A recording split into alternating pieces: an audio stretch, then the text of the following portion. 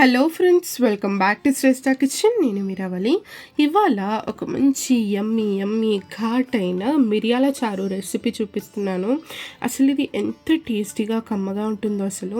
Only ఈ చారుతో పాటే మనం అంత అన్నం కూడా తినేసేయచ్చు. అసలు ఏమి కూరలు లేకుండా అంత టేస్టీగా యమ్మీగా ఉంటుంది. అన్నంలోనే కాదండి, మనకు జలుబు జ్వరం ఏదైనా చేసినప్పుడు ఇలా మిరియాల చారు గ్లాసులో పోసుకొని తాగుతూ ఉంటే కనుక అసలు చాలా అంటే చాలా రిలాక్సింగ్గా ఉంటుంది. తప్పకుండా ఈ రెసిపీని ట్రై చేయండి.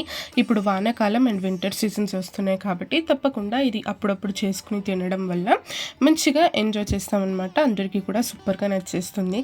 సో ఈ మిరియాల చారు ఎలా చేసుకోవాలి నేను ఇక్కడ క్లియర్గా చూపించేస్తాను. ముందుగా మనము పెద్ద నిమ్మకాయ సైజ్ అంత చింతపండుని తీసుకుని మంచిగా ఒకసారి వాష్ చేసుకుందాం వాటర్తోని. ఒకసారి బాగా వాష్ చేసుకున్నాక చింతపండుని మంచిగా పెట్టుకోవాలి. ఒక 30 నిమిషాలు సేపు అయినా మంచిగా నానితే కనుక మంచిగా రసం వస్తుంది ఇందులోంచి. మన ఛానల్ని ఇప్పుడే కొత్తగా చూస్తున్నవారు తప్పకుండా సబ్స్క్రైబ్ చేసుకోండి. ఈ వీడియోని కూడా లైక్ చేయండి ఫ్రెండ్స్. సో ముందుగా నేను ఇక్కడ మిరియాల చారు కోసం నేను ఒక మంచి మసాలా పౌడర్ అయితే ప్రిపేర్ చేసుకుంటున్నాను.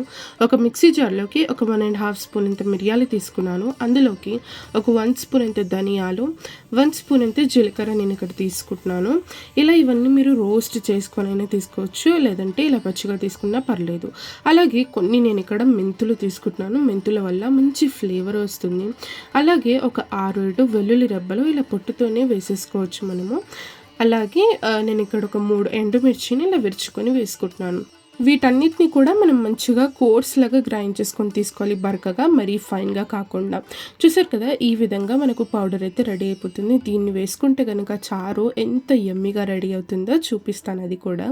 సో ఇది పక్కన పెట్టేసుకొని మనం ముందుగా నానబెట్టుకున్నాం కదా చింతపండు, ఇందులోంచి మనం మంచిగా చింతపండు రసం అంతా కూడా ఎక్స్ట్రాక్ట్ చేసుకొని నేను ఇందులోకి ఒక కడాయిలోకి అయితే తీసేసుకుంటున్నాను.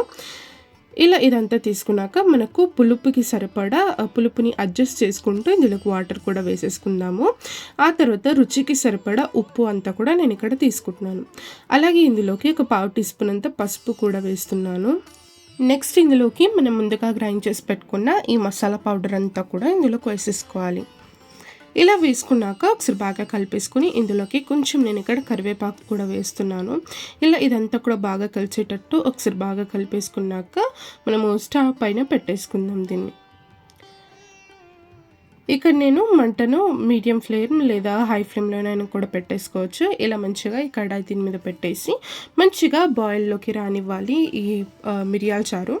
ఇందులోకి మనం పచ్చివి వేసుకున్నాం, లైక్ ఉల్లిపాయలు, ఎండుమిర్చి, మసాలాలు అవన్నీ కూడా పచ్చివి వేసుకున్నాం కాబట్టి అవన్నీ కూడా ఈ చారులో బాగా బాయిల్ అవుతే కనుక సూపర్ యమ్మీగా రెడీ అవుతుంది మనకు మిరియాల చారు.